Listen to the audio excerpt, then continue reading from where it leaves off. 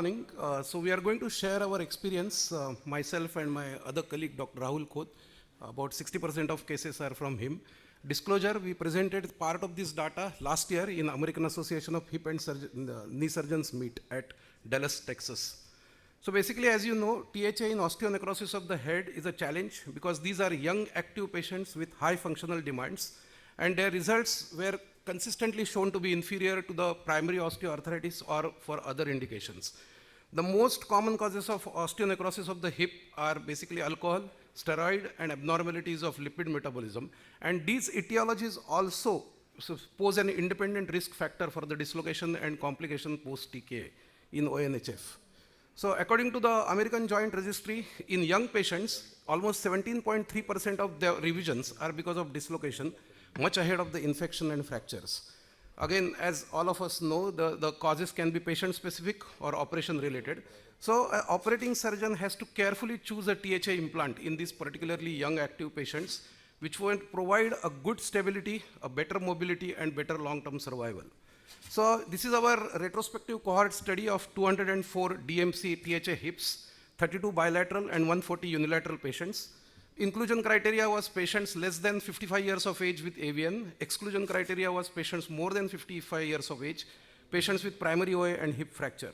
Posterior approach was used, and a third generation uncemented cup was used, ceramic on poly, majority of the times. This is the implant which we used.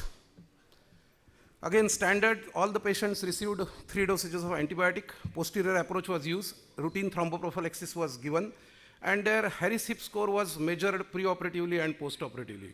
All the patients had a follow-up every 1 year with AP and lateral projection of the hip, as well as the clinical examination. Especially the things which were looked at on the X-ray was tilting and migration of the dual mobility cup, appearance of osteolysis around the prosthesis indicative of loosening of the implant. Statistics was done with Student's T-test for mean and standard deviation, and Kaplan-Meier survival analysis for the survival of the implant. Results, we had 204 hips, 172 patients, 32 bilateral, 140 unilateral. The ceramic on plastic articulation was used in almost 82% of patients, 167 in number, and 18% they had metal on poly. Again, number was 37. The commonest etiology was idiopathic in our series, followed by alcohol consumption and steroid. The mean follow-up was more than 5 years, 67.5 with a standard deviation of 11.5 months.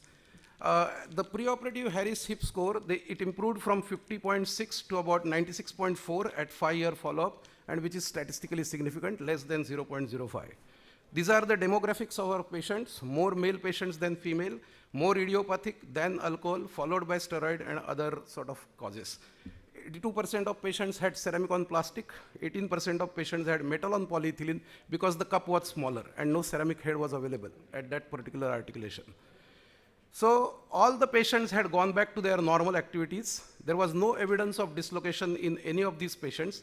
This is again statistically significant, 0.042, if you compare against the historical standard of 1.5% of dislocation. The cumulative survival rate was 100%.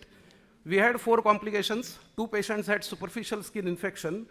So basically they got went back to the theater, debridement, secondary suturing, and appropriate antibiotics.